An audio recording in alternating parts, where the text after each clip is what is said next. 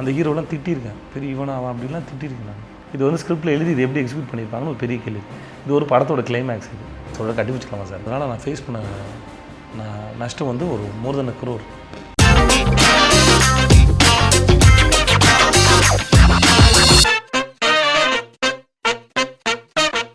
கவனில் விஜய் சேதுபதி நடந்தது என்ன? KV sir வந்து கதை சொன்னது எனக்கு முதல்ல சர்ப்ரைஸ் தான். இந்த கதையை வந்து 2 மணி நேரத்தை சொல்லி புரிய வைக்கிறது கஷ்டம் போல சொன்னார். ஆனால் கதை சொல்லி முடிச்சப்போ எனக்கு தெரிஞ்சுது கதையோட மெயின் தான் புரிஞ்சது ஒழிய அவர் சொன்ன நேரேஷன் வந்து கஷ்டம். ஏன்னா செகண்ட் ஹாஃப் பார்க்கும்போது உங்களுக்கே தெரியும் இந்த கதையை வந்து சொல்லி புரிய வைக்கிறது கஷ்டம்னு சொல்லிட்டு. நான் அவ்வளோ கேம் இருக்குது அதில். கதை ரொம்ப சுவாரஸ்யமாகப்பட்டுச்சு. எனக்கு கதையில் 1-2 சந்தேகங்கள் இருந்தது. கதை சொல்லி முடிச்சோன்னே சார்ட்டு அதை கேட்டேன். அவ்வளோதான். அதுக்கு மேலே அதில் முக்கியமான சந்தேகம் டிஆர் சார் வந்துடுவாரா சார் அப்படின்னு கேட்டேன். அதுக்கு தான் முழு மூச்சாக ட்ரை பண்ணுறோம், ஏன்னா அவர் தான் பண்ண முடியும்னு சொன்னாங்க. நடந்துச்சு. அது மொத்தமாக சேர்ந்து சந்தோஷம். மீடியாவை விமர்சிக்கிறீங்களா படத்தில்? இல்லைம்மா, இது சார்ந்து உலகம் ஃபுல்லாக படம் எடுத்துருக்காங்கம்மா. நாங்கள் ஒன்று ஃபஸ்ட்டு படம், உலகம் ஃபுல்லாக இது சார்ந்து நிறைய படம் இருக்காங்க. ஆனால் எல்லா விஷயத்துலேயும் வந்து உங்களுக்கு பாசிட்டிவ் நெகட்டிவ் இருக்கும். இது ஒரு பக்கத்தை மட்டும் சொல்லவே முடியாது. அதுக்கான காரணமும் விளக்கமும் நியாய தர்மத்தோடு அது இருக்குதாங்கிறது தான் முக்கியம். நீங்கள் எக்ஸ்ட்ரா பில்டப் பண்ணி ஒன்று சொல்கிறது அந்த மாதிரி கணக்குள்ளேயே போகல. ஆஸ் இட் இஸ் ஜனங்களுக்கு நம்புகிற மாதிரியும் என்னவோ அதுதான் பேசியிருக்கோம். அது 2 விதமாகவும் இருக்குது. எப்பவுமே எல்லா இடத்துலையுமே எல்லாமே இருக்கும் தான் இங்கே இது இல்லையா. ஒரு வீட்டில் எடுத்துகிட்டு அண்ணன் தம்பியிலே வேரியேஷன்ஸ் இருக்குமா.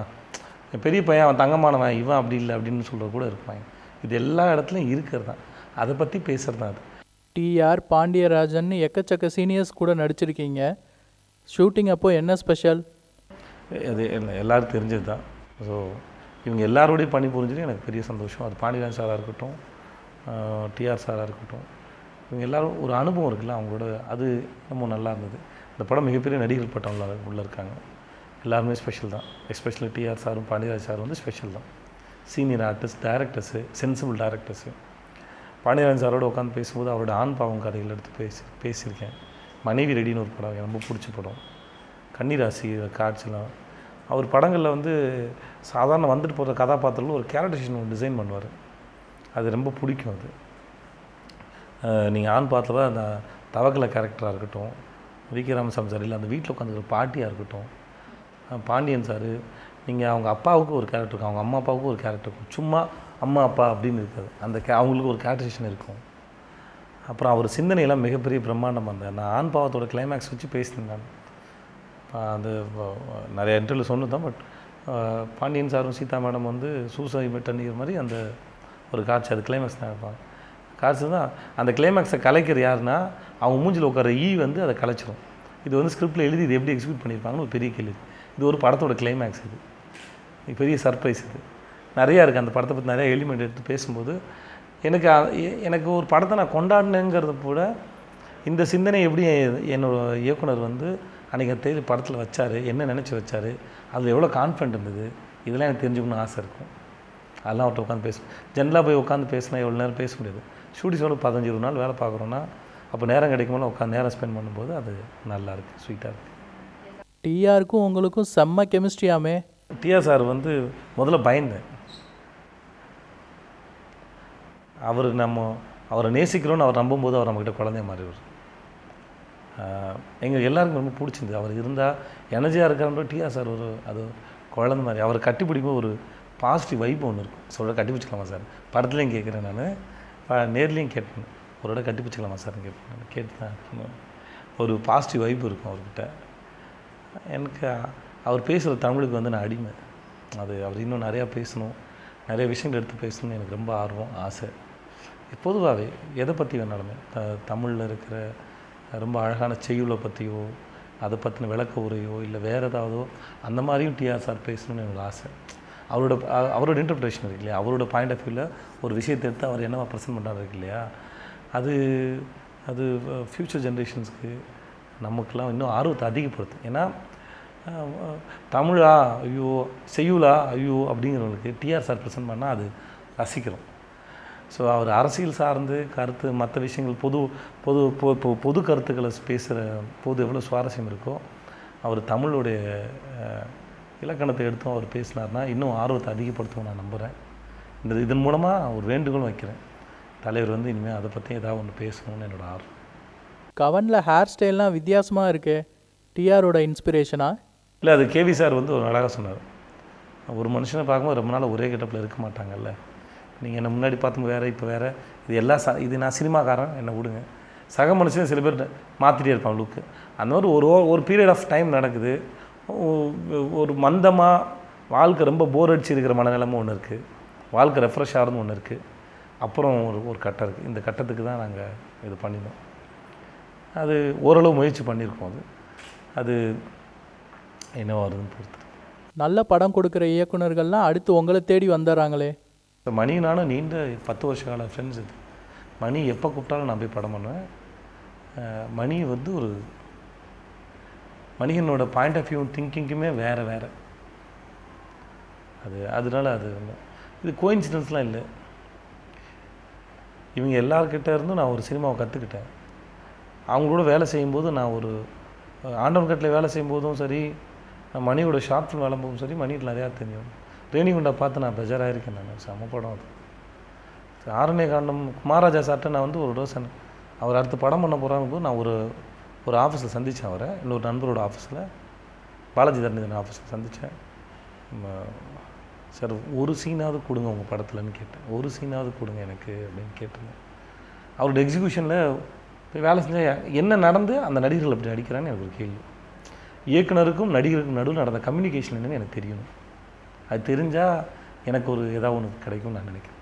இது என் தொழில் சார்ந்து இருக்கிற ஆர்வம். அது மகேந்திரன் சார்ட்டையும் நான் கேட்டேன். அவர் இன்னொரு படம் பண்ண போகிறோம் கேட்டபோது, சார் எனக்கு 1-2 சீனாவது கொடுங்க சார் உங்கள் படத்தில் அப்படின்னு. அது ஏன்னா மகேந்திரன் சார் வீட்டுக்கு போகும்போது அவர் எனக்கு நேரேஷன் கொடுத்தாரு. நானும் கோகுல் சாரும் போயிருந்தேன், பாலகுமார் டைரக்டர் கோகுல் சார் தான் கேட்டார், ஏதாவது ஒரு நேரேஷன் கொடுங்க சார், ஒரு கதையை தான் சொல்லுங்கன்னாங்க. ஒரு சிறுகதையை சொன்னார். ஐயோ அற்புதமாக இருந்தது. மயங்கிட்டேன். ஒரு கதை சொல்லும்போது ரொம்ப சிம்பிளாக சொல்லும்போது விஷுவலாக இருக்குது. சின்ன கதை தான். அதில் அவரோட ரசனை, ஒரு கதையை, ஒரு டைரக்டரோட பாயிண்ட் ஆஃப் வியூ அதை ப்ரெசென்ட் பண்ண விதம் சிம்பிள் அண்ட் பியூட்டிஃபுல். அது எல்லாம் சேர்ந்து லேர்ன் பண்ணிக்கிறது. இங்கே எவ்வளோ கற்றுக்கிட்டாலும் இவ்வளோ தான் இருக்குது. அது ஒன்றுமே பண்ண முடியல. சினிமா வந்து இந்த ஆர்ட் பெரிய ஜெயண்ட். ஏன்னா இது பல கோடி மக்களை போய் சேர்றதுனால அந்த பல கோடி மக்களோட எனர்ஜி இங்கே இருக்குது.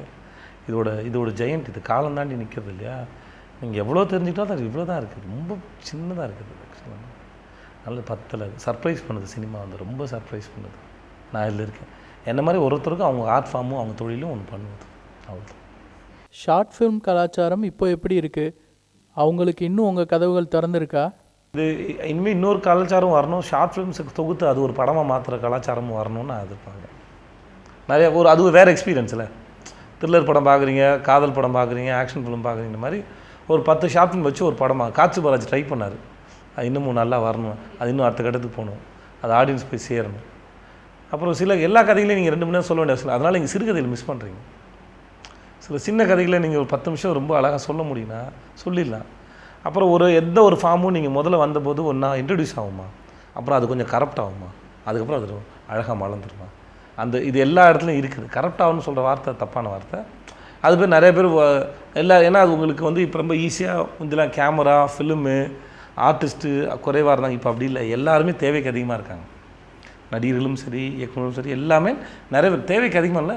நிறைய பேர் ஆர்வம் கொண்டு உள்ளே வராங்க. தேவைக்கு அதிகமான்ற வார்த்தை விட நிறைய பேருக்கு இதில் ஆர்வம் இருக்குது. அவங்க உள்ளே வராங்க.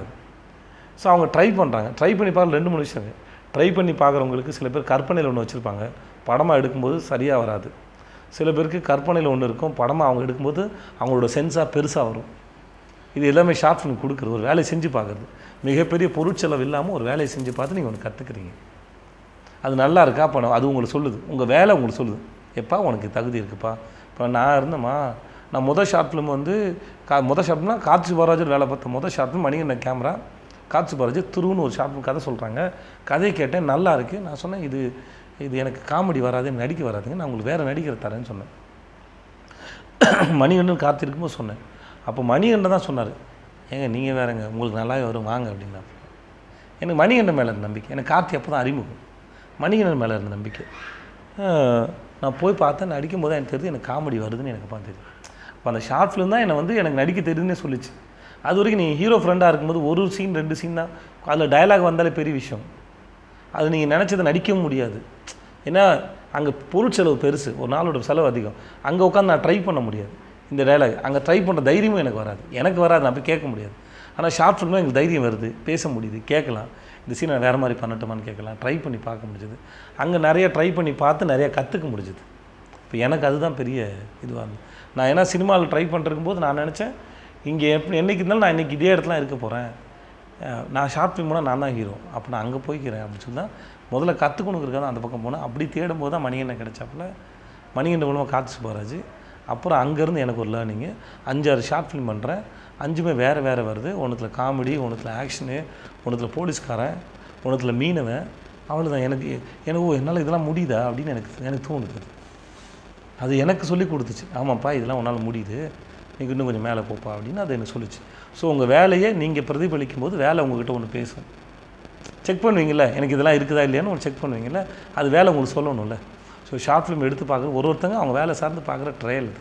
எடுத்து பார்க்குறதும் நல்லது, சிறுகதைகள் வர்றதும் நல்லது, எல்லாமே நல்லது தான் நான் நினைக்கிறேன். சில சமயம் சிலது பார்க்குறது கெட்டது மாதிரி தெரியும், அது நல்லது கற்றுக்கிறதுக்காக இருக்கும் நான் நினைக்கிறேன். பெரிய ஹீரோ ஆயிட்டீங்க, இன்னும் புது இயக்குனர்கள்லாம் உங்களை அப்ரோச் பண்ணலாமா? நீங்கள் முதல்ல இது அப்ரோச்சபிளாக இருக்காங்களா அப்படிங்கிறதுக்கு முதல்ல பதில் சொல்லிடுறேன். அப்படி யோசிக்கக்கூடாது. ஆனால் தண்ணி கொடுங்க, தண்ணி குடிச்சிட்டு பேசுகிறேன். தேங்க்ஸ்ண்ணா, ரொம்ப நேரம் சுமந்துட்டு இருக்கார். அப்புறம் ஒவ்வொருத்தருக்கும் வெளியேருந்து பார்க்குறதுக்கு ஒன்று இருக்குமா, ஒவ்வொருத்தருக்குள்ளே இருக்கிற கமிட்மெண்ட்ஸ் வேறு. அந்த கமிட்மெண்ட்ஸ் ரொம்ப பெருசு. என் லெவலுக்கு எனக்கே அவ்வளோ கமிட்மெண்ட்ஸ் இருக்குன்னா, இன்னும் பெரிய ஆளுங்கிட்ட போனால் அவங்களோட கமிட்மெண்ட்ஸாகவே ரொம்ப பெருசு. அவங்க எவ்வளோ பேரை பார்த்து எவ்வளோ பேரை ஃபில்டர் பண்ணி எப்படி தேர்ந்தெடுக்க ஒன்று இருக்குது. அப்புறம் நீங்கள் பெரிய இடத்துக்கு போகும்போது அவங்க பட்ஜெட்டாகவே பெருசு. அப்போ அவங்க நிறைய கால்குலேட் பண்ணுவாங்க. ஏன் அவங்களுக்கு எக்ஸ்பீரியன்ஸாக, எனக்கு இது என்னோடய ஒப்பீனியன். ஏன்னா பட்ஜெட் ஒரு படத்தோட பட்ஜெட் ரொம்ப பெருசு, திடீர்னு எடுத்து கொடுக்க முடியுமான்ற ஒரு கேள்வி இருக்குது. ஏதாவது ஒரு சின்னதானா கூட, நான் ஒரு படம் ஒரு டெபியூட் டைரக்டர் கொடுத்தோமா 8 நாள் தான் ஷூட் போச்சு. ஆனால் அதனால் ஃபேஸ் பண்ண நஷ்டம் வந்து ஒரு மோர் தென் 1 crore நான் என் சொந்த காசு எடுத்து கொடுத்துருக்கேன். நான் அதுக்காக அது தப்புன்னு சொல்லணும். அப்போ நான் வேலை பார்த்து என்னை அறிமுகப்படுத்தலாமல் டெபியூட் டைரக்டர்ஸ் தான். ஸோ இது ரெண்டுமே இருக்க தான் செய்யும். எனக்கு தான் சொன்னேன், எனக்கு கற்றுக் கொடுத்தது கார்த்தி சுப்பராஜ்கிட்ட மணிகண்டன் எடுத்துக்கிட்டேன். நான் எனக்கு ஒரு சீரியல்லேருந்து நான் கற்றுக்கிட்டேன். என் நான் இப்போ மேக்ஸிமம் நான் ஒர்க் பண்ண டெபியூட் டைரக்டர்ஸ் தான் நான் ஒர்க் பண்ணியிருக்கேன். இது வரைக்கும் 7-8 டெபியூட் டைரக்டர்ஸ் நான் ஒர்க் பண்ணியிருக்கேன் நினைக்கிறேன். அருண், கார்த்திக், நலன், மணிகண்டன் நான் சொல்ல முடியாது, மணிகண்டன் ஷார்ட் ஃபிலிம் ஒர்க் பண்ணியிருக்கேன். நான் ரஞ்சித்து, நிறைய பேர் ஒர்க் பண்ணியிருக்காங்க. ஸோ இதுக்கு சம்மந்தம் இல்லை. பட் ஆனால் அவங்க சைடில் அது ஒரு பெரிய பட்ஜெட்டு, அவங்க நிறையா கணக்கு தேவைப்படுது. அது வேறு. அது அந்த இடத்துலேருந்து ஒருத்தர் இடத்துலேருந்து பார்க்கும்போது அது வேறையாக தான் இருக்கும். நம்ம வெளியேருந்து பார்ப்போம், அங்கே போய் நின்னா தானே தெரியும் அவங்களோட பிரச்சனை என்னென்னு. நான் இன்றைக்கி நடிகை இந்த இடத்துல இருக்கேன். இதுக்கு முன்னாடி நான் நினைக்கும் போது என் ஃப்ரெண்ட்ஸ்க்கெலாம் நிறைய பேர் அப்பாயின்மெண்ட் தராத போது எனக்கு வருத்தம் இருக்குது. ஏன் ஒரு 1/2 மணி நேரம் கொடுத்தா என்னமா அவங்களுக்கு அப்படின்னு தோணும். ஆனால் எனக்கு இன்றைக்கி 1/2 மணி நேரம் என்னால் முடியலைங்கிறது எனக்கு தெரியுது. எனக்கே 2 ஒப்பீனியன் மாறுது. என் ஃப்ரெண்ட்லாம் 2 வருஷம் ட்ரை பண்ணியிருக்கேன். அப்புறம் ஒரு ஹீரோ மீட் பண்ணுறதுக்கு முடியாமல் இருக்குது. அன்றைக்கெலாம் நான் ரொம்ப அந்த ஹீரோலாம் திட்டியிருக்கேன், பெரிய இவனாவா அப்படிலாம் திட்டியிருக்கேன் நான். ஆனால் இன்றைக்கி நான் இருக்கும்போது தெரியுது, இல்லை அவங்க சிச்சுவேஷன்ஸ் வேறு அப்படின்னு. இது ஒன்று. இன்றைக்கி இல்லை, எப்பவுமே யங்ஸ்டர்ஸ் உள்ளே வந்துகிட்டே தான் இருப்பாங்க, அது நடந்துகிட்டே தான் இருக்கும். பசங்களுக்கு இன்றைக்கி வந்து இப்போ மாநகரம் படம் பார்த்தேன், எனக்கு ரொம்ப பிடிச்சிருந்தது. ப்ரெசென்ட் பண்ண விதம், அந்த கதை ப்ரெசென்ட் பண்ண விதம். நான் டைரக்டருக்கு ஃபோன் பண்ணி சொன்னேன், சகோதரா ரொம்ப நல்லா எடுத்திருக்கீங்க, நான் உங்களை நீங்கள் இந்த படம் என்னவா எந்த இடத்துல இதை எடுத்திருப்பீங்க அப்படிங்கிறதுலாம் எனக்கு புரியுது. அது நான் ரொம்ப பாராட்டுறேன். முதல்ல உங்களை நிறைய பேர் உங்களை நிறையா பாராட்டுவாங்க. அது ஒரு ஸ்டேஜ் மேலே கேட்டுட்டு அதை விட்டுருங்க சகோதரா, அதுக்கு சம்மந்தம் இல்லை, அடுத்த படம் பார்த்துலாம். ஏன்னா ஒரு நல்ல கிரியேட்டர் வந்திருக்காருன்னா அவங்க அடுத்தது இன்னும் ஸ்ட்ராங் ஆகும்னா நிறையா பாராட்டு வரும், நிறையா இது வரும். அது ஒரு ஸ்டேஜில் சில பேர் ஆஃப் ஆகிடும். நான் அப்படியும் பார்த்துருக்கேன். சில பேர் ஒரு படம் சூப்பராக அதுக்கப்புறம் அது கொஞ்சம் ஆஃப் ஆகிடும். அதனால் கொஞ்சம் நீங்கள் இன்னும் ஸ்ட்ராங்காக வாங்க. ஃபஸ்ட்டு படமாக பிரமாதமாக பண்ணியிருக்கீங்க, இன்னும் நீங்கள் பிரமாதம் மேலும் மேலும் கலக்கூடிய அளவுக்கு உங்கள் ஸ்டஃப் இருக்குது, அது ஸ்டஃப் இன்னும் எடுத்துகிட்டு வாங்கன்ற ஒரு ஆர்வம் இருக்குது. இது நான் சினிமாவுக்கு வந்து ஒரு 5 வருஷத்துனால எனக்கு நான் என்ன பட்டனோ அதுலேருந்து ஒரு அனுபவமாக புதுசாக வரவங்களுக்கு நான் சொல்லணும்னு ஆசைப்பட்டேன். அது சொல்லுவேன். நாங்கள் எதுக்கு கவன் பார்க்கணும்? கவன் கண்டிப்பாக தேட்டர் போய் பாருங்கள். ஏன்னா நாங்கள்லாம் நடிச்சிருக்கோம். கேவி சார் டைரக்ட் பண்ணியிருக்காரு. இந்த படம் வந்து நல்லா இருக்கும்னு கேட்டிங்கன்னா நாங்கள் படம் பார்த்துருவோம். நான் படம் நல்லா இருக்குது, நீங்களும் படம் பார்த்து சொல்லுங்கள் எப்படி இருக்குன்னு சொல்லிட்டு. உங்கள் ஒப்பீனியன் தேவை. அதனால் தயவுசெய்து போய் படம் பாருங்கள். இந்த படம் நிறைய விஷயத்தை பேசுது. படம் பார்த்து முடித்து கொஞ்ச நேரத்துக்காவது படம் பேசின விஷயங்கள் உங்கள் மண்டையில் உங்களை அனலைஸ் பண்ண வைக்கும்னு நான் நம்புகிறேன். என்னெல்லாம் பார்த்தீங்கன்னு சொல்லிட்டு. இந்த படத்தில் இருக்கிற நடிகர்களை தாண்டி படம் உங்கள் மனசில் உட்காரும் என் நம்பிக்கை இருக்குது. ரொம்ப நல்ல படம். நான் நடித்ததுனால இல்லை, யார் நடித்ததாலுமே இந்த படம் ரொம்ப நல்ல படம். சப்ஸ்கிரைப் என் ஸ்டுடியோ.